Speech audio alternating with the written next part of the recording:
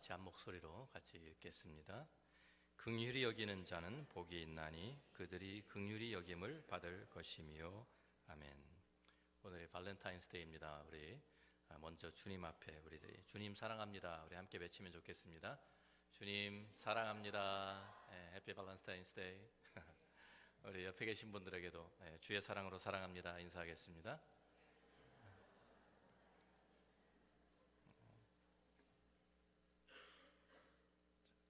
우리가 이제 팔복을 함께 나누면서 팔복의 중간 지점을 지났습니다. 우리가 이 시점에서 우리 팔복의 구조를 다시 살펴보면 우리가 이 말씀을 이해하는데 많은 도움이 될 것 같습니다. 팔복은 따로 떨어져 있는 것이 아니라 서로 연결이 되어서 하나의 유닛을 이루고 있다라는 것을 말씀을 드렸습니다. 우리가 이 문학적인 장치를 우리들이 말을 해보면 인클루지오라는 것이 있습니다. 이 인클루지오라는 것은 그 인클루지오를 통해서 그 주제를 이야기해 주고요, 또한 그것이 하나의 유닛이라는 것을 우리에게 보여주는 그러한 문학적인 장치입니다. 예를 들면 오늘 팔복의 첫 번째가 심령이 가난한 자는 복이 있나니 천국이 그들의 것이며, 그러면서 시작을 합니다. 그런데 마지막 10절에 보면 마칠 때에도 의를 위하여 박해를 받은 자는 복이 있나니 천국이 그들의 것임이라. 그래서 똑같이 천국이 그들의 것입니다 라는 말씀으로 이 첫 번째와 마지막을 이렇게 마무리하면서 이것이 하나의 유닛이라는 것을 우리에게 시그널로 보여주는 것입니다. 그래서 이 책들이 우리가 책장에서 책을 놓을 때 책들이 넘어지지 않도록 이렇게 양쪽에 북엔드를 만들어 가지고 이 책들이 하나로 이렇게 다 서 있을 수 있도록 한 유닛을 만드는 것처럼, 우리가 또 괄호 안에 우리들이 이렇게 모든 것들이 하나로 묶여 있는 것처럼 우리가 이 인클루지라는 걸 통해서 이것이 하나다, 한 유닛이다, 같이 읽어야 된다라는 것을 우리에게 보여주는 것입니다. 예를 하나 더 들면 마태복음 19장에 있는 말씀을 우리가 보면은요, 19장 30절에 이런 말씀이 있습니다. 그러나 먼저 된 자로서 나중되고 나중된 자로서 먼저 될 자가 많으니라. 그리고 또 20장 16절에 내려가 보면 또 같은 비슷한 말씀이 거기에 나와 있죠. 이와 같이 나중된 자로서 먼저 되고 먼저 된 자로서 나중되리라. 그러면서 양쪽에 이 같은 말로 이것이 하나의 유닛이라는 것을 보여주면서 그 사이에 있는 20장 1절부터 15절에 있는 그 포도원 주인의 비유가 이것에 대해서, 이 주제에 대해서 먼저 된 자가 나중되고 나중된 자가 먼저 된다는 이 주제가 어떠한 의미인지를 이 포도원 주인의 이 비유가 설명해 주고 있는 것입니다. 그래서 이러한 것들을 우리가 인클루지오라고 합니다.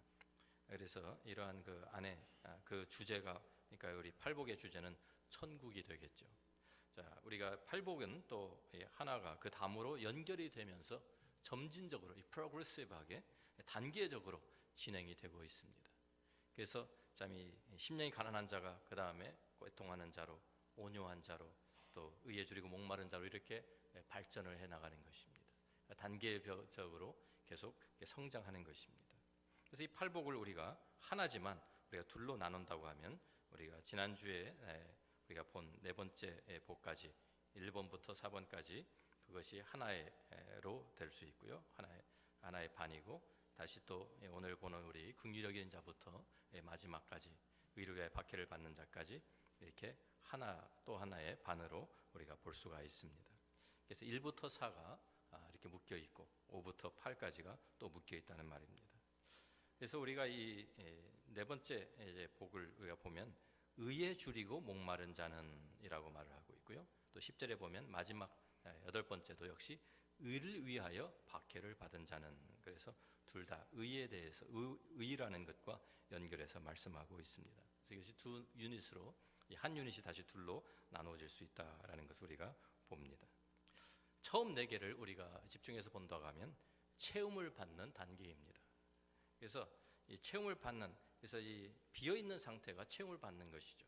심령이 가난한 자가 천국이 하나님의 통치 안에 들어가게 되고, 애통하는 자가 하나님의 위로를 받게 되고, 온유한 자가 땅을 기업으로 받고, 의에 줄이고 목마른 자가 배부르게 된다. 우리가 비어 있는 상태에서 체험을 받는 그러한 단계입니다. 그런데 그 다음 네 개는 이제 체험을 받은 사람들이 다른 사람들에게 이것을 함께 나누는 단계입니다. 체험을 받고 그냥 그치는 것이 아니라 거기에서 이제 그 다음 단계로 한 단계 더 올라서서 그 다음에 우리들이 더 성숙해지고 성장해서 이제는 나누어지는 단계가 또 들어간다는 말이죠. 그래서 이 심령이 가난한 자, 애통하는 자, 온유한 자, 의에 줄이고 목마른 자가 수동적이라고 하면은요, 이제 우리가 오늘 보는 7절부터 긍휼히 여기는 자, 마음이 청결한 자, 화평히 하는 자, 의를 위하여 박해를 받는 자는 이제 능동적으로 이것이 그 삶에서 나타나기 시작한다는 것입니다. 그래서 우리가 처음 4개를 체험을 받는 단계를 하나님과의 관계라고 우리가 우리 정리를 하면, 또 나머지 우리 5부터 8까지는 그 이웃과의 관계에 대해서 우리에게 말씀해 주시고 있다라고 우리가 볼 수 있습니다. 그래서 하나님의 다스림을 받고 예수 그리스도의 형상을 닮아가려는 사람은 이제 점점 더 성숙해지면서 하나님으로부터 체험을 받는 것으로 만족하는 것이 아니라, 체험을 받고 그것에서 참 하나님의 은혜와 복을 누리고 수동적으로만 이렇게 받아 누리는 것이 아니라, 이제는 하나님께서 나를 통해서 역사하시고 일하시고 하나님께서 나를 통해서 다른 사람들을 이제 만지시는 것을 경험하기를 원하게 되는 것입니다. 이제는 능동적으로 이제는 돌아서서 이제 받기만 하던 사람이 이제는 그 받은 은혜를 다른 사람에게 전달하기 시작하는 축복의 통로, 은혜의 통로가 되는 단계로 들어가는 것이 바로 오늘 우리가 오늘 보는 긍휼히 여기는 자라는 이 말씀으로 시작되는 것입니다. 우리가 여태까지 하나님의 은혜를 받아 누리고 경험한 사람들이 이제는 이것을 다른 사람과 나누기 시작하는 단계의 첫 번째가 긍휼히 여기는 것입니다. 또 이 말씀 우리가 다시 바꿔 얘기하면, 긍휼히 여길 수 있다는 것은 이미 내가 긍휼히 여김을 받았다라는 것을 전제로 하고 시작하는 것이죠. 우리가 사는 이 세상은 사실 긍휼과 자비가 없는 무정하고 무자비한 세상에서 우리가 살아가고 있습니다. 점점 더 인정이 메마르고 차갑고 무감각해지면서 우리가 살아갑니다. 사실 이 지구가 굉장히 이제 문명이 발달하고 여러 가지 지금 상황이, 우리가 살아가는 환경이 좋아지면서 지구상에 어디든지 우리가 비행기만 타면 하루 만에 갈 수 있는 그러한 가까워진 세상이 되었습니다. 그러니까 이제는 옛날에는 뭐 몇 달씩 걸려서 배 타고 가던 곳을 이제는 비행기 타면 하루 만에 가는 이러한 가까운, 아주 공간적으로 시간적으로 가까워졌는데, 그래서 우리가 인터넷이나 TV 같은 걸 보면요, 지구 반대편에서 일어나는 일까지도 실시간으로 우리들이 그것을 알 수 있고 볼 수 있게 되었습니다. 그만큼 이제 가까운 상태가 된 것이죠. 그런데 그와는 반대로 또 우리 한 사람 한 사람을 보면 우리가 개인적으로 자기 중심적으로 살아가면서 점점 더 다른 사람들과 관계가 끊어지고 고립되어 가고 있는 것도 사실입니다. 같은 아파트에 살면서도 이웃에 누가 사는지 잘 모르고 관심도 없습니다. 그래서 전에는 이웃 사촌이라 그래가지고 이웃 사는 사람들하고 다 여러 거 나누어 먹고 하던 그런 시절이 아닙니다. 이제는 바로 옆에 벽을 하나 하고 사는데도 그 사람이 뭐 하는 사람인지, 어떤 지금 삶을 살아가고 있는지 전혀 모릅니다. 몇 년 전에 뉴욕의 큰 아파트 앞에서 밤중에 한 여인이 강도를 당해서 외쳤습니다. 살려달라고, 도와달라고 소리를 지르는데, 사람들이 그 소리를 듣고 많은 사람들이 들었어요. 그 소리를 듣고 아파트에서 창문을 열고 밖을 내다보고 구경했습니다. 무슨 일인가 하고 구경을 했는데, 그 보기만 하고 한 사람도, 그 창밖을 내다보면서 구경은 했지만 한 사람도 내려가서 도와준 사람도 없고, 한 사람도 경찰에 전화해서 신고한 사람도 없어서 결국 그 여인이 그 강도에게 살해당하는 기가 막힌 일이 있었습니다. 정말 이런 세상이 되어가는 거예요. 이렇게 무정한, 무자비한 그런 세상에서 우리가 살고 있습니다. 컴퓨터 문화가 발달하면서 사람들이 점점 더 무감각해집니다. 우리가 TV, 인터넷 이런 뉴스를 통해서 우리가 거의 매일 살인사건, 전쟁, 대형 참사, 총기 사건, 지진, 화재, 태풍, 이러한 끔찍한 장면들을 우리가 거의 매일 접하고 있습니다. 그러면서 우리가 점점 더 무감각해지는 것 같아요. 요새는 컴퓨터 그래픽들 너무 실감나게 나와가지고 여기 한 몫을 하고 있습니다. 영화나 컴퓨터 게임도 실제로 일하는 것처럼 우리를 자극합니다. 자, 우리들이 이런 것을, 우리가 전에는요, 이런 TV, 인터넷 없을 때는요, 이런 것들을 일생을 살아가면서 이렇게 끔찍한 사건들을 이렇게 보는 것이 그렇게 많지가 않았어요. 그런데 지금은 이런 것들이 우리가 TV만 틀면 항상 거의 매일 우리 앞에 펼쳐지고 우리가 그러한 좀 그 영상들이, 이미지들이 우리 안에 각인이 되어 있습니다. 이런 것들을 많이 대하면 대할수록 우리의 감정들이 이것을 다 소화할 수가 없기 때문에, 이것을 다 우리가 감당할 수가 없기 때문에 우리 보호 차원에서 우리 자신의 감정을 이제 우리가 보호하기 위해서 감정이 점점 굳어지기 시작합니다. 그래서 웬만한 것 보고는 눈물도 흘리질 않습니다. 감동도 받질 않습니다.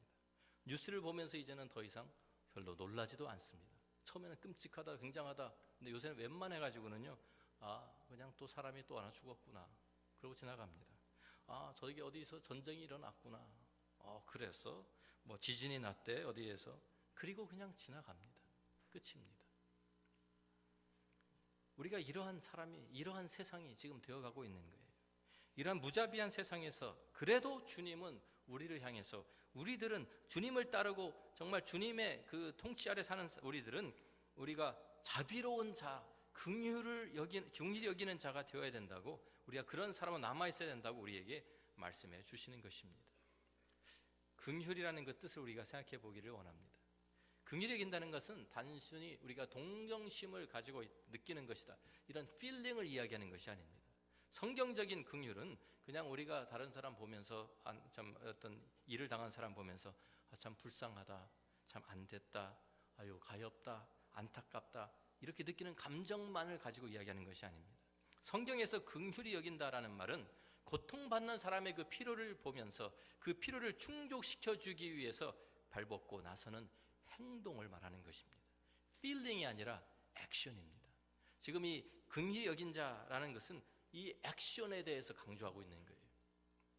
누가복음 10장 30절부터 37절 우리가 잘 아는 선한 사마리아인의 비유가 있습니다.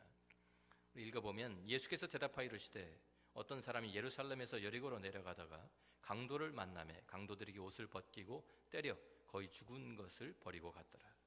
마침 한 제사장이 그 길로 내려가다가 그를 보고 피하여 지나가고, 또 이와 같이 한 레위인도 그곳에 이르러 그를 보고 피하여 지나가되, 어떤 사마리아 사람은 여행하는 중 거기 이르러 그를 보고 불쌍히 여겨 가까이 가서 기름과 포도주를 그 상처에 붓고 싸매고 자기 짐승에 태워 주막으로 데리고 가서 돌보아 주니라. 그 이튿날 그가 주막 주인에게 데나리온 2를 내어주며 이르되 이 사람을 돌보아 주라, 비용이 더 들면 내가 돌아올 때 갚으리라 하였으니, 내 생각에는 이 세 사람 중에 누가 강도 만난 자의 이웃이 되겠느냐. 이르되 자비를 베푼 자니이다. 예수께서 이르시되 가서 너도 이와 같이 하라 하시니라. 자, 우리가 그 길을 지나간, 우리 먼저 지나간 제사장도 레위인도 우리가 생각해 볼 수 있습니다. 아마 지나가면서 강도 만난 사람 보고 깜짝 놀랐을 것입니다. 그 사람 보면서 참 이 마음으로는 아이고 정말 안 됐다, 저렇게 큰일을 당했구나, 피를 흘리고 쓰러져 있네, 불쌍히 여겼을 감정은 생겼을지 모릅니다. 그런데 어떠한 이유든지 간에 자기가 무슨 지금 제사를 드리러 가기 때문에 나는 부정한 걸 만지면 안 돼, 그래가지고 피해서 지나갔든지, 아니면 뭐 다른 급한 일이 있어서, 아니면 여기 있다가 또 나도 강도 만날 수 있으니까 자기 안전을 위해서 피해서 갔든지 모르겠습니다. 정확하게 나와 있지 않습니다. 그렇지만 그 사람들도 감정은 있고 불쌍히 여기는 마음이 있었을지 모르지만 그냥 피해서 지나쳐 가버리고 말았습니다. 그런데 그냥 불쌍히 여기지만 않고 불쌍히 여겨서 가까이 다가가서 그 사람에게 그 상처에 기름과 포도주로 싸매어 주고 자기 짐승에 태워서 주막으로 데리고 가서 자기 돈을 내어주면서 이 사람을 돌보아 주라고 한 사람은 사마리아 사람 이 한 사람이었습니다. 바로 이것이, 행동으로 옮긴 이것이, 그냥 감정만 품고 안 됐다, 안타깝다 그 정도가 아니라 행동으로 그 사람을 실제적으로 돕는 이 일이 긍휼을 베푸는 것입니다. 이것이 성경에서 말하는 긍휼, mercy, 자비라고 우리가 말을 합니다. 긍휼이라는 것은 그 사람이 누구인지 그 자격을 따지지를 않습니다. 그 사람이 누구인지 어떠한 사람인지 그것을 생각하지 않습니다. 강도를 만난 사람은 유대인이었을 것입니다. 유대인들과 사마리아 사람들은 사이가 좋지 않았습니다. 유대인들은 사마리아 사람들이 이방인들과 섞였다고 해가지고 개와 같이 취급하고 상정도 하지 않았습니다. 그러니까 이 사마리아 사람들은 당연히 유대인들과 원수가 되었죠. 근데 이 사람을 지금 보면서 원수와 같은 유대인으로 보지를 않았어요. 지금 그 사람이 단지 그 사람이 지금 당하고 있는 그 고통에, 그 아픔에 초점을 맞추고 그를 돕게 됩니다. 이 사람은 이 사마리 사람 아마 이렇게 생각했겠죠. 나도 여행하다가 나도 저런 강도를 만날 수 있는데, 나도 저런 똑같은 상황에 처할 수 있는데, 내가 먼저 이 길을 지나갔다면 저 사람 대신에 아마 내가 강도를 만나가지고 지금 쓰러져 있는 사람이 저 사람이 아니라 나일 수도 있는데, 그렇게 생각을 하니까 그 사람 그 고통과 아픔에 동참하게 되는 것이고요. 그렇기 때문에 그냥 지나칠 수가 없었던 것입니다. 그 사람이 어떤 사람인지 자격을 따졌다고 하면, 누구인지를 따졌다고 하면 우리를 개같이, 우리를 원수같이 취급하더니 꼴 좋다, 아주 참 고소하다, 쌤통이다 이러면서 아마 그냥 지나쳤을지도 모릅니다. 그런데 긍휼이라는 것은, 자비라는 것은 자격을 따지질 않습니다. 아마 긍휼의 반대는 자격을 따지는 justice, 공의가 되겠죠. 잘못을 했으면 벌을 받아야 되는 것이다. 법을 어겼으면 처벌을 받아야 된다. 그래서 이는 이로, 눈은 눈으로 갚는 것이다. 이게 공의입니다. 그런데 우리가 법대로, 우리가 자격으로만 따진다고 하면 우리 가운데 하나님 앞에 바르게 설 수 있는 사람이 하나도 없다는 문제입니다.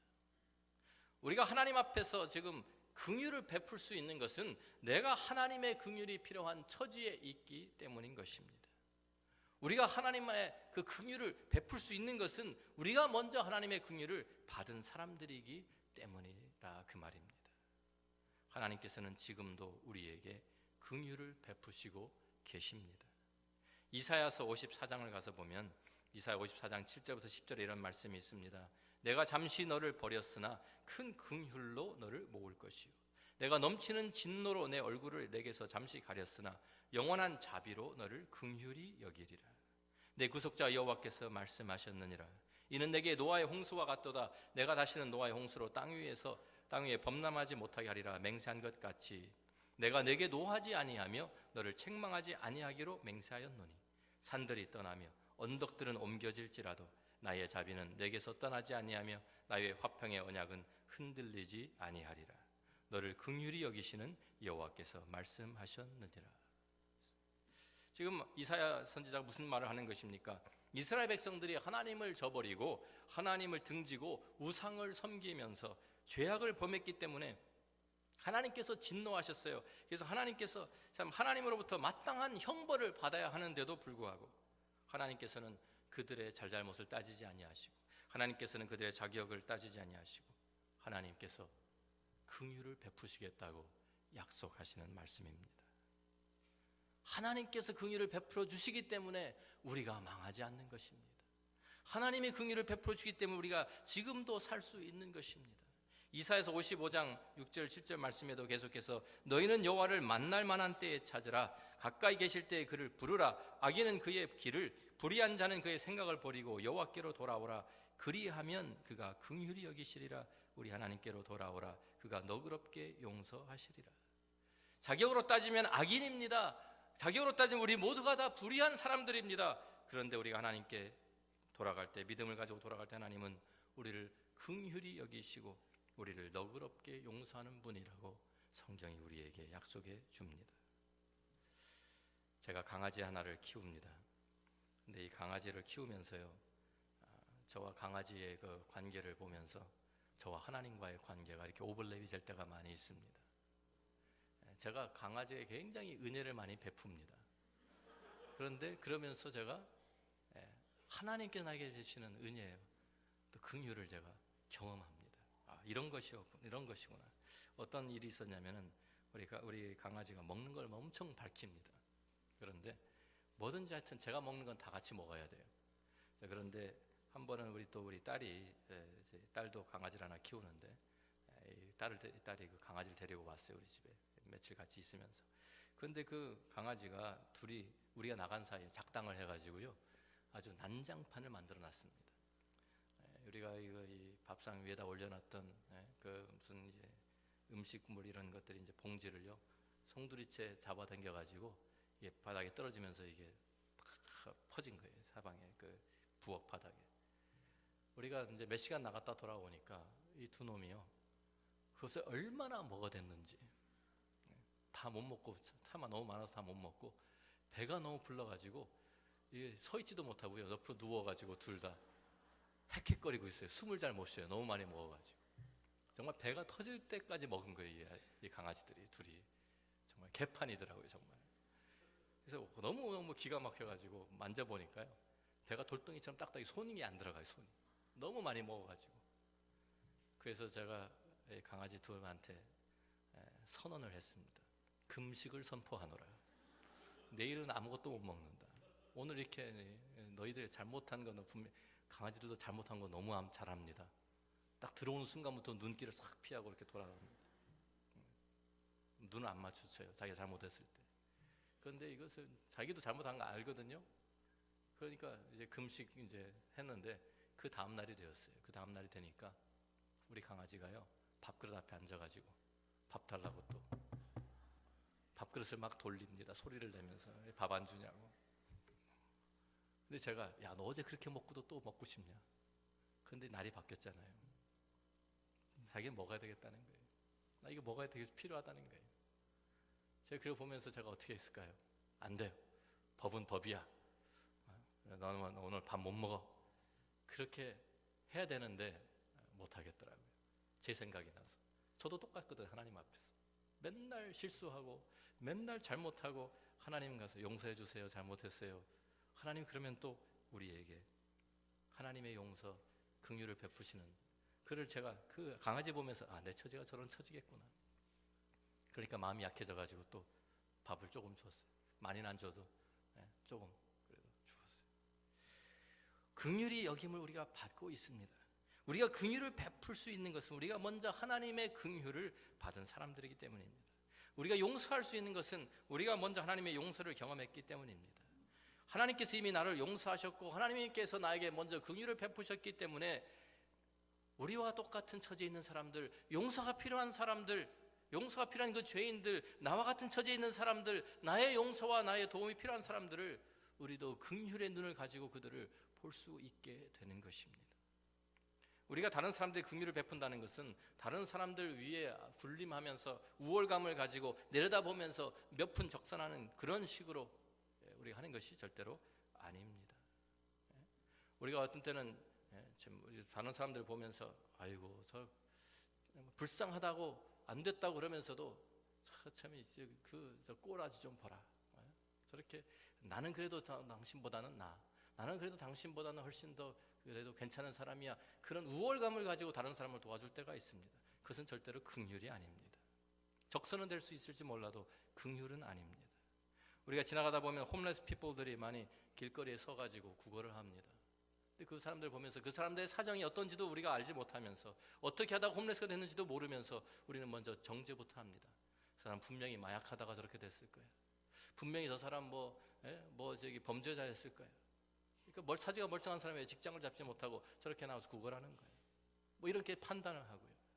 그래서 저 사람들은 우리가 도와줘봤자 술 사먹고 마약할 텐데 이러면서 우리들이 그 사람들을 알아보지도 않고 그 사람이 어떤 사람인지도 모르면서 우리는 정죄하고 도와주더라도 우리는 그 사람들의 우월감을 가지고 나는 더 의로운 사람으로 그 사람들 내려다보면서 이렇게 취급할 때가 상당히 많습니다. 그래서 얼마나 답답하고 멍청하면 저렇게 되었을까. 면박을 주면서 도와주는 것. 이것은 절대로 성경에서 말하는 긍휼이 아닙니다. 긍휼이라는 것은 하나님 앞에서 제 자신의 모습을 알고 있기 때문에 나도 바로 그 처지에 있어 보았기 때문에 내가 먼저 그것을 경험했기 때문에 같은 상황에 있는 사람들을 이해하고 그 사람들을 불쌍히 여기고 돕는 것입니다. 그것이 긍휼입니다. 그 고통을 당하고 어려움을 당하는 사람이 비록 죄 가운데 있는 사람이라 할지라도 그 사람이 나도 그랬기 때문에 그 사람을 불쌍히 여길 수 있는 그것이 성경이 말하는 긍휼입니다. 그것이 바로 십자가의 사건에서 우리가 배우는 것입니다. 우리가 에베소서 2장 1절부터 7절 말씀을 보면 사도 바울이 우리 이렇게 말씀합니다. 그는 주님이시죠. 그는 허물과 죄로 죽었던 너희를 살리셨도다. 그때 너희는 그 가운데서 행하여 이 세상 풍조를 따르고 공중의 권세 잡은 자를 따랐으니 곧 지금 불순종의 아들들 가운데서 역사하는 영이라. 전에는 우리도 다 그 가운데서 우리 육체의 욕심을 따라 지내며 육체와 마음이 원하는 것을 하여 다른 이들과 같이 본질상 진노의 자녀이었더니 긍휼이 풍성하신 하나님이 우리를 사랑하신 그 큰 사랑을 인하여 허물로 죽은 우리를 그리스도와 함께 살리셨고 너희는 은혜로 구원을 받은 것이라. 또 함께 일으키사 그리스도 예수 안에서 함께 하늘에 앉히시니 이는 그리스도 예수 안에서 우리에게 자비하심으로써 그 은혜의 지극히 풍성함을 오는 여러 세대에 나타내려 하심이라. 십자가는 분명히 하나님의 공의가 충족된 곳입니다. 하나님께서 참 이 그동안에 간구하셨던 모든 죄들을 그리스도에게 십자가에서 다 쏟아주셔서 그 공의가 충족되게 하셨습니다. 그렇지만 동시에 공의뿐만 아니라 십자가는 우리를 향하신 하나님의 자비와 용서와 사랑의 표현인 것이기도 한 것입니다. 하나님께서 우리를 사랑하셔서 예수 그리스도를 이 땅에 보내주셨고 그분이 우리를 대신해 십자가에 죽으심으로 우리에게는 이제 긍휼이 베풀어지는 것입니다. 그 긍휼을 경험한 사람들이기 때문에 우리는 긍휼이 내가 가진 어떤 의가, 내가 긍휼을 베푸는 것이 내가 가진 의를 세우는 것이 아니라는 것을 알아야 합니다. 이것은 우리가 마땅히 행해야 할 것이라고 성경이 우리에게 가르칩니다. 우리가 잘 아는 마태복음 18장 23절 말씀부터 이 비유의 말씀 우리가 하나 보면 주님께서 참 그 무자비한 종의 비유에 대해서 말씀하고 있습니다. 그러므로 천국은 그 종들과 결산하려 하던 어떤 임금과 같으니 결산할 때에 10,000달란트 빚진 자 하나를 데려오매 갚을 것이 없는지라 주인이 명하여 그 몸과 아내와 자식들과 모든 소유를 다 팔아 갚게 하라 하니 그 종이 엎드려 절하며 이르되 내게 참으소서 다 갚으리이다 하거늘 그 종의 주인이 불쌍히 여겨 놓아 보내며 그 빚을 탕감하여 주었더니 그 종이 나가서 자기에게 100데나리온 빚진 동료 한 사람을 만나 붙들어 목을 잡고 이르되 빚을 갚으라 하며 그 동료가 엎드려 간구하여 이르되 나에게 참아 주소서 갚으리이다 하되 허락하지 아니하고 이에 가서 그가 빚을 갚도록 옥에 가두거늘 그 동료들이 그것을 보고 몹시 딱하게 여겨 주인에게 가서 그 일을 다 알리니 이에 주인이 그를 불러다가 말하되 악한 종아 내가 빌기에 내가 내 빚을 전부 탕감하여 주었거늘 내가 너를 불쌍히 여김과 같이 너도 내 동료를 불쌍히 여김이 마땅하지 아니하냐 하고 주인이 노하여 그 빚을 다 갚도록 그를 옥졸들에게 넘기니라. 이 비유에 나오는 이 무자비한 종의 문제가 무엇이었습니까?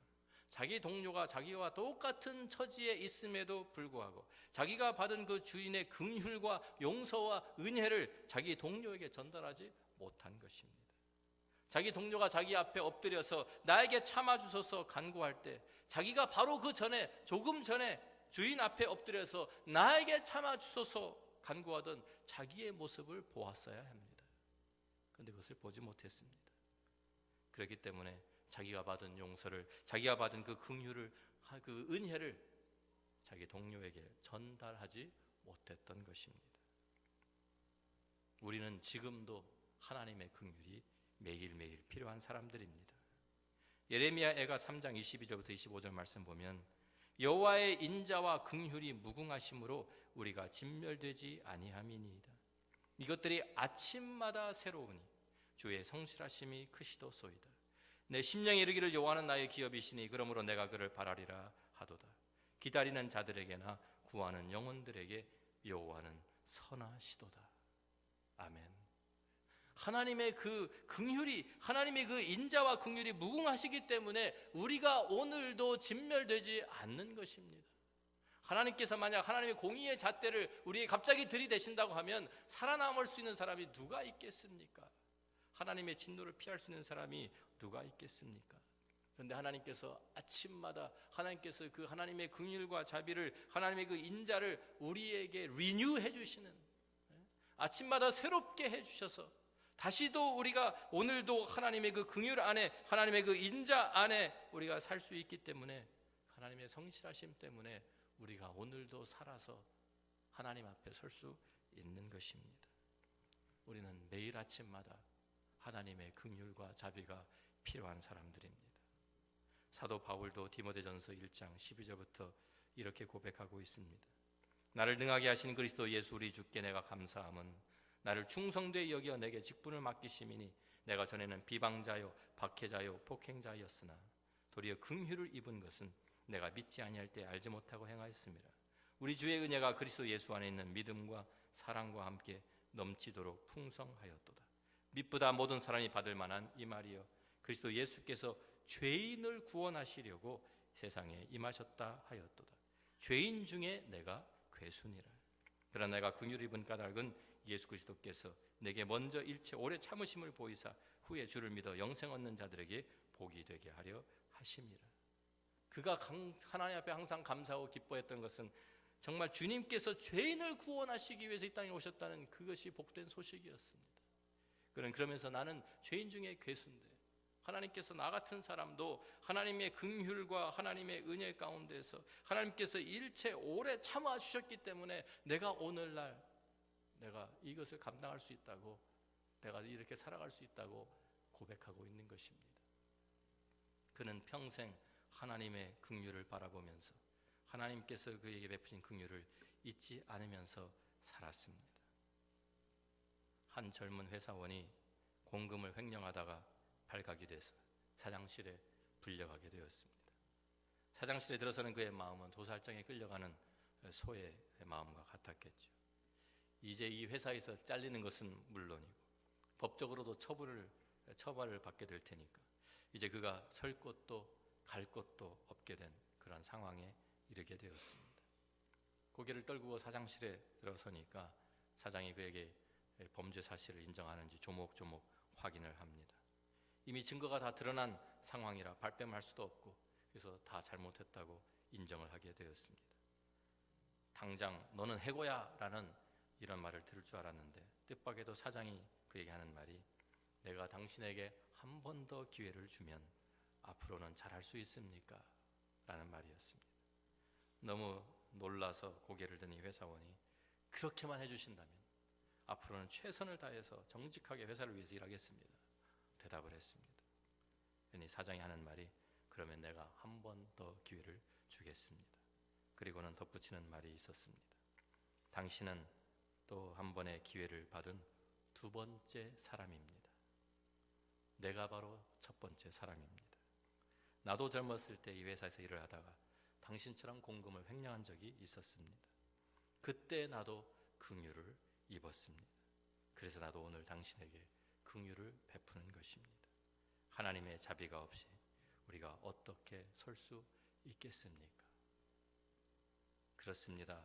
하나님께서 우리에게 긍휼을 베푸시는 것은 이제 우리를 통해서 그 하나님의 긍휼이 이 세상에 보여지고 알려지고 다른 사람들에게 전달되기 원하시는 하나님의 마음이 담겨 있는 것입니다. 하나님의 긍휼과 하나님의 용서와 하나님의 사랑을 먼저 받아서 누리는 우리들이 이 세상에 나가서 우리와 똑같은 처지에 있는 사람들, 우리와 같은 죄악 가운데 있는 사람들을 불쌍한 눈으로 바라보면서 이제는 하나님께서 나에게 베푸신 것처럼 그들에게도 긍휼을 베풀고 하나님의 용서를 전달하고 하나님의 사랑을 나누는 통로가 될 때 하나님께서는 우리에게 더 큰 긍휼과 은혜와 용서를 경험하게 하실 것입니다. 긍휼히 여기는 자는 복이 있나니 그들이 긍휼히 여김을 받을 것이며 바로 하나님의 이 용서와 긍휼과 사랑이 나누어지는 이 세상이 하나님께서 우리를 통해서 이루기를 원하시는, 우리 세우기를 원하시는 천국이 아니겠습니까? 이 무자비하고 무정하고 삭막한 세상을 그래도 살만한 세상으로 바꾸어 가는 것이 바로 우리 크리스천들입니다. 하나님의 은혜의 통로, 하나님의 축복의 통로가 되시기를 주님의 이름으로 축원합니다. 기도합니다. 우리에게 이러한 긍휼이 나누어지고 있습니까? 이제는 우리가 체험을 받는 것, 은혜를 받는 것으로 만족하는 사람들이 아니라 이제 하나님의 사랑을, 내가 받은 하나님의 긍휼을, 하나님의 용서를 세상으로 흘려보내는 통로가 되어야 합니다. 은혜의 통로, 축복의 통로가 되어야 합니다.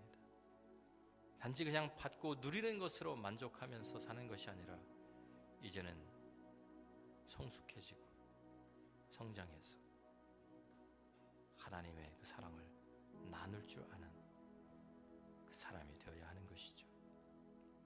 은혜를 받은 사람만이 그 은혜를 나눌 수 있습니다. 사랑을 받은 사람만이 그 사랑을 다른 사람과 나눌 수 있습니다. 용서를 받아본 사람이 다른 사람을 용서할 수 있는 것입니다. 긍휼히 여김을 받아본 사람이 또 다른 사람을 불쌍히 여기고 도울 수 있습니다. 우리는 이미 하나님의 긍휼을, 하나님의 용서를, 하나님의 사랑을, 하나님의 은혜를 누리고 있습니다. 받았습니다. 체험을 받았는데 이제 우리가 체험 받은 것으로 그칠 것입니까? 우리가 이제는 이 우리의 받은 이 사랑, 은혜, 용서, 긍휼 세상을 향해서 흘려 보내야 합니다. 이 세상이 우리 믿는 사람들 때문에 그래도 살만한 세상이 되기를 원합니다. 우리 때문에 그래도 소망을 갖게 되는 세상이 되기를 원합니다. 불쌍한 사람들을 보면서 이제는 그냥 지나칠 수 없는 우리들이 되기를 원합니다. 그래도 이 세상의 사람들보다는 우리 믿는 사람들이 정이 좀 더 많고 다른 사람들을 불쌍히 여기는 사람이 되어야 하지 않겠습니까? 그래서 이 세상에 조금이라도 좀 더 하나님의 나라로, 천국으로 바꾸어가는, 변화되는 그 주역이 되는 하나님의 사람들이 다 되시기를 주의 이름으로 축원합니다. 아버지 하나님 감사합니다. 어쩔 수 없었던 우리 죄인들, 주님 정말 주님 앞에 진멸되어도 아무런 할 말이 없는 저희들이었는데 하나님께서 그 무궁하신 하나님의 긍휼과 자비로 저희를 다시 살려주시고 우리에게 그 은혜를 베풀어 주신 것을 감사합니다. 하나님, 이제 우리들이 어떠한 우월감을 가지고 다른 사람 위에 군림하면서 적선하는 그러한 사람들이 아니라 하나님께서 나에게 베푸신 내가 있었던 그 암담한 처지에서 하나님께서 나를 불쌍히 보시고 나에게 긍휼을 베풀어 주셨던 그것을 우리가 기억하며 하나님, 우리 주위에 있는 사람들, 나와 같은 처지에 있는 사람들에게 하나님의 사랑과 하나님의 은혜와 하나님의 용서와 하나님의 긍휼을 전달하는 은혜의 통로, 축복의 통로가 되게 하여 주옵소서. 예수님 귀하신 이름으로 기도합니다.